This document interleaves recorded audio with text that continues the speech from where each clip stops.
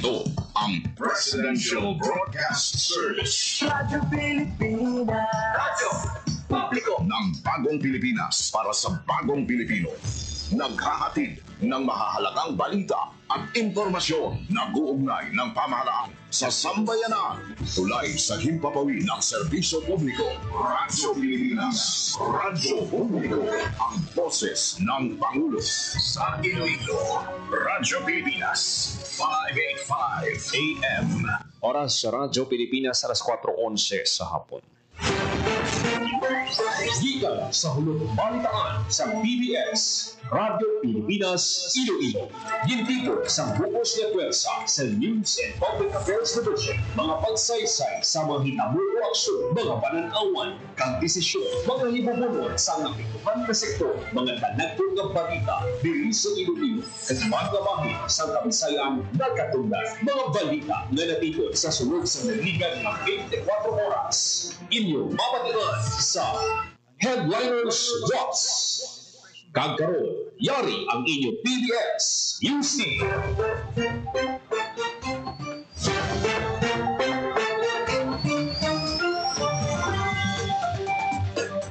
Mayong hapon, ini ang Headliners Drops. Martes, Oktubre 7, tuwing 2025. Ini ang inyong tagbalita, Joseph Paul Nobleza Tarose.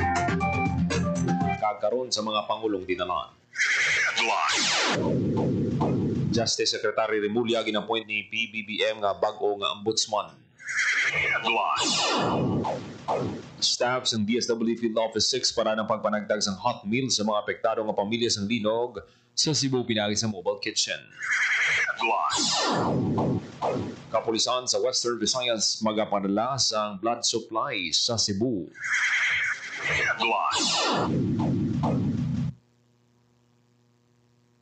Magnitude o kon 4.9 magnitude nga linog na record sa Facebook sa Sipalay City, Negros Occidental. Kagkaroon sa detalye na sa aton mga balita. Radyo Pilipinas. Radyo Pilipinas News. Gin-appoint ni Presidente Ferdinand Marcos Jr. si Justice Secretary Jesus Crispin Boying Remulla bilang bag-o nga ombudsman. Kasunod sa pagtakop sa termino ni Honorable Samuel Martires sa Hulyo. Si Secretary Remulla nagserbing ika-59 nga Secretary of Justice umarin sa Hunyo 2022. Sa idalom sa iyang pagpamuno, ang Department of Justice nagduso sa madamo nga reforma para i-modernize ang justice system, ma-decongest ang mga presuhan, mapadasig ang pagresolba sa mga kaso kag mapasangkad ang access sa legal na serbisyo. Bilang ombudsman, si Remulla ang ginalauman nga magapabilin sang transparency, magapabaskog sa anti-corruption measures, kag magasiguro nga ang hustisya mapatuman sa husto kag patas. Ngayong pasalig naman ni Presidente Ferdinand Marcos Jr. nga ang transparency, fairness kag ang rule of law paday nga magaserbi nga giya sa paglabot sa ginaduso nga bagong Pilipinas nga matutuod nga nagaalagad sa mga Pilipino. Staff ng DSWD Field Office 6 paday ang pagpanagtag sa hot meal sa mga apektado nga pamilya sa Linog sa Cebu pinagi sa mobile kitchen. Detalye sang balita, Marian Grace Serenieta. Radyo Pilipinas. Radyo Pilipinas. Report. Padayon sa paghatag sa hot meals ang staff sa Department of Social Welfare and Development Field Office 6 sa mga pamilya nga apektado sa nagluntad nga 6.9 nga linog sa San Remigio, Cebu. Kumadunduman nga karon sa San Remigio, Cebu ang mobile kitchen sa DSWD 6 para magbulig sa pagsiguro nga mahatagan sa masustansya kag bag-o handa nga mga pagkaon ang mga apektado nga pamilya. Sa pahayag ni Angelo Miranda, Information Officer sa Disaster Response Management Division sa DSWD-6, gimpahayag niya nga naghahanda sa pagkaon sa mobile kitchen para sa pamahaw, panyaga kag panyapon sa mga internally displaced person. Ginatagang prioridad ang vulnerable groups, lakip ang persons with disabilities, senior citizen kag nagabusong para mapasiguro nga maatagan sa nagakaigo nga pag-amuma kag suporta sa tion sa distribusyon sa pagkaon. Samtang para mapasiguro ang masustansya kag balance nga meal plan sa sa kinahanglanon nga pagkaon sa apektado nga pumuluyo, naghiwat sa meeting ang DSWD team kaupod ang Nutrition Council sang LGU. Para sa Bagong Pilipinas, Grace Areniata, Radyo Pilipinas, Radyo Publiko. Shed to dos ka pulis ang Police Regional Office 6, mga estudyante kag force multipliers ang nagdonar sa dugo sa giliwat nga bloodletting activity sa Camp General Martin Teofilo B. Delgado, Fort San Pedro, Iloilo City. Ang aktibidad ginpangunahan sa PRO6 kaupo ng Philippine Red Cross ug buligan ang mga taga Cebu sa ila blood supply labi pa nga apektado sila sa magnitude 6.9 nga linog. Sa pagdunar sa kapulisan, 45,900 cc ang natipon sa PRO6 kag ipadala sa Cebu. Sa pagpadala sa blood supply, nagapati ang PRO6 nga madamo nga pumuli sa Cebu nga nagikinahanglan sang dugang masalbar sang simple nila nga pagbulig. Nagatutok man ang PRO6 sa pagpatuman sa kalinong kagataway sa komunidad. Apang bukas man sila sa pagbulig sa mga pumuduyo nga nagakinahanglan labi na sa tion sang kalamidad. Samtang sa ibang panaton nga balita, nakarecord sa 4.9 magnitude nga linog ang Philippine Institute of Volcanology and Seismology o FIVOC sa Sipalay City, Negros Occidental, sininga Martes, Oktubre 7. Ang linog, tectonic in origin, na na-record las 8:04 sang aga. Na-record man sang intensity 2 sa Iloilo City kag instrumental intensity 1 sa Bago City, Negros Occidental. Samtang madasig nga nagwa sa ilang mga classroom ang mga estudyante kag manunudlo sang Kabangkalan Catholic College sa Kabangkalan City, Negros Occidental matapos ang magnitude 4.9 nga linog kay ina sang aga. Sang pag-uyog nga nabatyagan, nag-evacuate sila sa mga open areas bilang kabahan sang precautionary measures sang eskwelahan. Para masigurong safety sang tanan ginkansela sang KCC ang morning classes kag nagpatagan sa inspeksyon ang Disaster Risk Reduction and Management Team sa mga edifisyo. Magaligan ng pila ka oras ng inspeksyon, gindeklara sang DRRM team nga safer occupancy ang mga edifisyo sa eskwelahan kag nag-resume ang klase subong nga hapon. Samtang nagwa naman ang mga estudyante kag manunudlo sang Sipalay City National High School sa ilang mga classroom matapos ang magnitude 4.9 nga linog sa Sipalay City, Negros Occidental.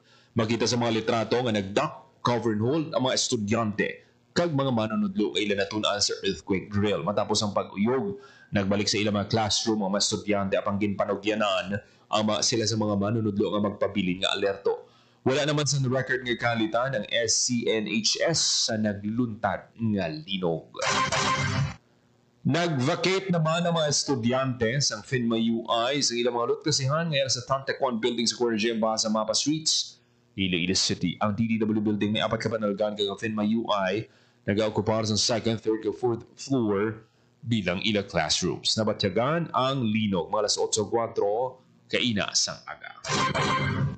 Samtang gibuligan sa Victoria City Disaster Risk Reduction and Management Office ang pila ka residente kabatang manunudlo sa barangay 6 nga Budlayan nga Makalabay sa dalang kasunod sa pagsaka sa level ng tubig bangod sa malawig nga pag-ulan. Sunod sa Victoria City o kung CDRRMO pasado sa 9 sang aga sa mabaton ang report sa pagtaas ng level ng tubig sa nasambit nga barangay. Sang udto balik na sa normal ang panyimpo kag sitwasyon sa mga apektado nga lugar sa Victoria City. Niya ginapreparahan ng Operation Phase ng JRMP2. Detalye sa balita, Big Pabiona. Radyo Pilipinas, report. Ginapreparahan sa National Irrigation Administration Western Visayas ang Operation Phase sang Halaor River Multipurpose Project Stage 2 sa Kalinog, Iloilo sa tion nga matapos ang ginakompleto nga Highline Canals. As of August 2025, yara sa 80.90% ang accomplishment sa proyekto. Kung sa diin, sa karon ang focus sa implementasyon ang mga civil works o kung ang infrastructure components, partikular ang pagkompleto sa Highland Canals nga padayon ang pagpaobra sa porsyon sang Kalinog pakadto sa Badyangan. Ang Highline Canal tagalabas sang 80 km kag 16 km sini ang natapos ang Daewoo Engineering and Construction bago nagtakop ang ilang kontrata sa November 15, 2024. Ang Daewoo Engineering and Construction amo ang international contractor sa JRMP2. Sa karon mayara sang local minor contracts nga dulungan nag-obra sang kanal sa kalabaon sang Highline Canal kag Lateral Canal. Ang nabilin nga Highline Canal nga wala pa mampisahan yara sa 15 tugtog 20 ka kilometro. Ginabanta nga matapos ang pagpaobra sa Highline Canal sa 2026 kag posible makalabot sa tuig 2027. Hinahanda man kung paano mag-operate ang proyekto kag ang iban pa nga components na ginapreparahan man pareho sa backwater, hydroelectric power kag ang eco-cultural tourism. Ginsiling Steve Cordero, spokesperson sang NIA JRMP2, nagapakig-angot na sila sa nanuhay-tuhay nga mga ahensya agad preparahan ang mga kabahin sa proyekto. Amo ang condition sa atong nga Highline Canal. So ang atong nga Highline Canal ongoing ang atong na implementation there as portions sa Kalinog going to Badyangan. So, ang ating mga priorities for now. And then, may harap kita local minor contracts na simultaneously nag-implement sa atong kanal. So, around ang stretch na corporate Cebu is more or less sa 30 meters sa atong highline canal plus may mga lateral canal. Ang main and lateral canals construct at the same time. Si Steve Cordero, spokesperson sa National Irrigation Administration, Halao River Multipurpose Project Stage 2. Para sa Bagong Pilipinas, Bing Pabiona, Radyo Pilipinas, Radyo Publiko. Iloilo City, ginpasidunggan bilang best LGU sa PSA. Detalye sang balita, Janelle Baclay. Radyo Pilipinas. Radyo Pilipinas. Report. Ngayon kilala bilang Best Local Government Unit sa Philippine Statistics Authority Iloilo Provincial Statistical Office ang Iloilo City. Kasama din sa maayo nga practices nga nagapakita sa accuracy, timeliness, kag responsiveness sa patag sang data collection efforts sa 2024 Provincial Product Accounts. Ang recognition ang patimaan man sa commitment sa lupang nga panguluhan sa kampanya sa good governance, transparency, kag evidence-based development planning. Ang pasidumugang ginhatag sa syudad sa giniwat na Data Dissemination Forum on the 2024 Economic Performance Report of the Province and City of Iloilo. Para sa Bagong Pilipinas, Janelle Baclay, Radyo Pilipinas, Radyo Publiko. Nagsaka sang 7.1% ang ekonomiya sa Iloilo City sa 2024 nga may gross domestic product as 171.57 billion. Sunod sa Philippine Statistics Authority, ang syudad man ang nagkarehistro sa pinakamadasig na GDP sa mga tuig sa mga industriya na kitaan sa dako nga pagsaka ang professional and business services na may 14.6%, ginsundan sa electricity, steam, water, and waste management na may 13.1%, kan sa human health and social work activities nga may 12.5%. Talupang doon naman ang pagnubos ang 9% sa bayan sa agriculture, forestry, and fishing sa syudad. Samtang nagsaka sang 1.4% ang ekonomiya sa Iloilo sa 2024 nga may gross domestic product nga ginabanta nagdangat sa 218.86 billion. Sa masobra 218 billion nga GDP, 59.7% ang ginamot sang services, 21.3% sang industry, 19% sang agriculture, forestry, and fishing. Sang 2024 ang Iloilo man ang may pinakadako nga ekonomiya sa tanang nga probinsya kag highly urbanized cities ng Western Visayas nga nagamot sang kapin 34.1% sang 641 billion na gross regional domestic product. Lakip sa mga ginakabing ng fastest growing industries ang electricity, steam, water, and waste management na may 16.7% kag ginasundan sa human health and social work activities na may 15.4% kag accommodation and food service activities na may 15.2%. Sa piyak sang pagsaka sang ekonomiya sang Iloilo sang 1.4%, talalupang doon nga naghinay ni kung ipangit sa 4.7% na na-record sa 2023. Dako nga factor sa mahinay nga pagsaka sa ekonomiya sa probinsya ang agriculture, forestry, and fishing nga nakabalhag sang negative o kung nakabalhag sang negative 15.9%. Ginanunsyo sang Department of Budget and Management kag sang Department of Education ang pag-aproba sang 2023 performance-based bonus sang tanan nga kwalipikado nga teaching kag non-teaching personnel sang DepEd. Ini kasunod sa nangin endorsement sang eligibility sang Interagency Task Force on the Harmonization of National Government Performance Monitoring, Information and Reporting System kung AO25 Task Force. Sunod sa DBM ang mga DepEd personnel na kalabot sang eligibility criteria. May total score nga 80 points sa assessment, rason para mangin kwalipikado ang departamento sa pinakamataas nga PBB rate ng 52% sa ilang monthly basic salary. Ang 2023 PBB rate sa DepEd mas mataas sa 45.5% sa 2021 kag 48.75% sa 2022. Samtang nagsaka sang 3.9% ang economic growth sa probinsya sang Guimaras sa tuig 2024. Ang Sunday sa ginpagwa nga datos ng Philippine Statistics Authority sa giniwat nga Provincial Product Accounts Dissemination Forum kag 2024 Economic Performance sa probinsya. Sa giniwat nga Provincial Product Accounts Dissemination Forum, ginpresenta ni PSA Guimaras Chief Statistical Specialist ni Lida Lusare ang estado sa ekonomiya sa naglabot sa 18.15 billion pesos ang gross domestic product sa probinsya sa 2024. Ang nasambit nga economic growth mas manubo kung ikumpara sa 8.2% na na-record sa 2023. Sunod kay Guimaras PPDC Chief Leonard Pasiderio, Apisal nga naghinay ang economic growth, makabig sa gyapon nga positibo ang ekonomiya sang Guimaras bangod upward trend ini. Samtang ang top 3 fastest growing industry sa probinsya among human health and social work activities, 14.9%, professional and business services, 13.5%, kag financial and insurance activities, 11.4%.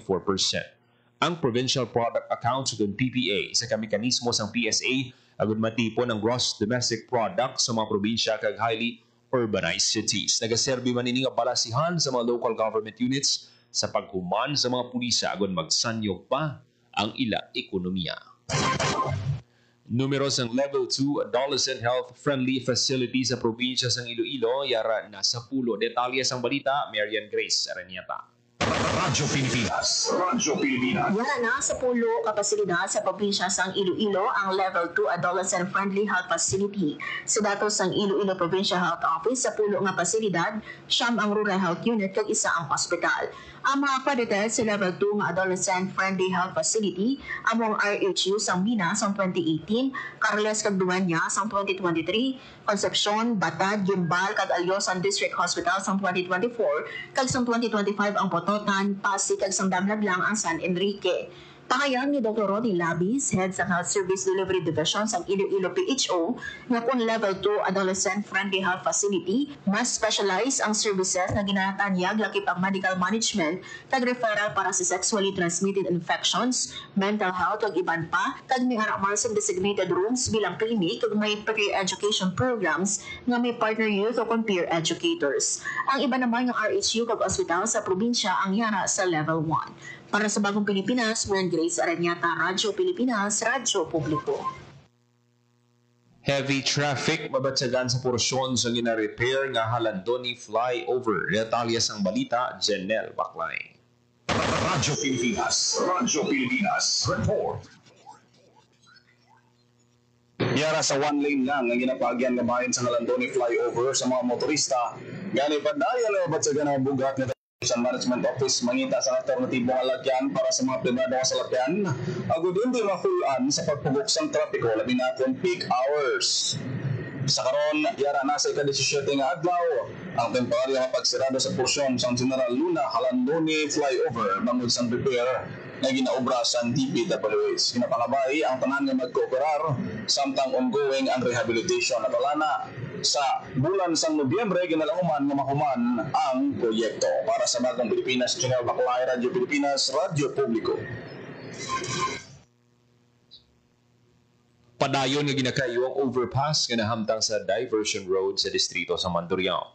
Makitaan ang mga tabon sa ibabaw ng infrastruktura kasunod sa ginapatigayon nga repair. Santo sa Project Billboard, natala na nga mahuman sa December 11, 2025 ang proyekto ang ginpunduhan sa 4.1 million pesos. Isa sa mga obrahon sa proyekto ang pagbahamtang sang atop sa overpass. Ginsugura ng pagkayo sa proyekto sa August 11, 2025. Fiksunod sa kontrata magalawig sa 120 days ang proyekto. Ang proyekto ang gindumala sa Iloilo City Engineering Office sa Stone Built Construction Services. Iloilo Provincial Government magasaulog sa Co-op Month. Sininga bulan sa Oktubre na ito ang aktibidad na kalinyada para sa selebrasyon. Detalye sang balita, Marian Grace Araniata. Radyo Pilipinas. Radyo Pilipinas. Report. Radyo Pilipinas. Radyo Pilipinas. May nakalinyada nga ano ito nga aktibidad ang Iloilo Provincial Government pinaagi sa Provincial Cooperatives Development Office Iloilo para sa pagsaulog sa Co-op Month sining nga bulan sa Oktubre. Pangunahan sa munisipalidad sa Haniway ang selebrasyon. Hiwaton sa Oktubre 8 ang opening sa Co-op Month sa Haniway Dome. Sa Oktubre 13 may hiwaton ng Co-op Congress sa Grand Social Hall sa Casa Real kag opening sa Trade Fair kag exhibit sa Iloilo Provincial Capitol Lobby nga magalawig tubtob Oktubre 31. Hiwaton naman ang 2025 Co-op Wins Contest sa Oktubre 15 sa Haniway National Comprehensive High School. Oktubre 16 sa 17 ang Fundamentals of Co-op Training sa Haniway. Oktubre 20 to 21 ang Governance and Management of Co-op Training sa Haniway, kag sa Oktubre 24 ang Co-op Month Culminating Activity sa Haniway Dome. Sa Oktubre 29 naman, iwato ng RCDC EW Summit sa Grand Sing Hotel Iloilo City, kung sa ginhatagan igtalupangod ang kolaborasyon sa kag negosyo. Sa Republic Act No. 11502, ginadeklara ang bulan sa Oktubre kada tuig bilang National Cooperative Month. Para sa Bagong Pilipinas, Mayor Grace Arañata, Radyo Pilipinas, Radyo Publiko. Sa iban pa naton nga balita, Asosasyon sa Pandan Antique nagbaton sang 300,000 nga seed capital fund gikan sa Sustainable Livelihood Program para sa pagatukuron nga negosyo. Detalye sa balita, Marian Grace Arañata. Radyo Pilipinas. Radyo Pilipinas. Report. Nagbaton sang Seed Capital Fund o SCF ang isa ka asosasyon sa Pandan Antique para sa pagtukod sang rice kag feeds retailing project. Gimbaton sang United Guardians Association halin sa Sustainable Livelihood Program o SLP sa Department of Social Welfare and Development Field Office 6 ang 300,000 pesos nga SCF para sa ila pagatukuron nga negosyo. Ang asosasyon naging bugusan sang 15 kapantawid pamilang Pilipino Program o 4th beneficiary gikan sa Barangay Fragante, Pandan Antique. Tinutuyo sang inisyatibo nga hatagan sang oportunidad ng mga miyembro sang asosasyon sa sustainable income, pabasgon pa ang food security sa komunidad, kag pasangkaron ng economic self-sufficiency sa mga panimalay. Yara sa pag-turnover sang livelihood assistance si Pandan Municipal Mayor Tomas Esto Perez Jr. Para sa Bagong Pilipinas, Mayan Grace Arañata, Radyo Pilipinas, Radyo Publiko. Oras sa Radyo Pilipinas, alas 4:32 sa hapon.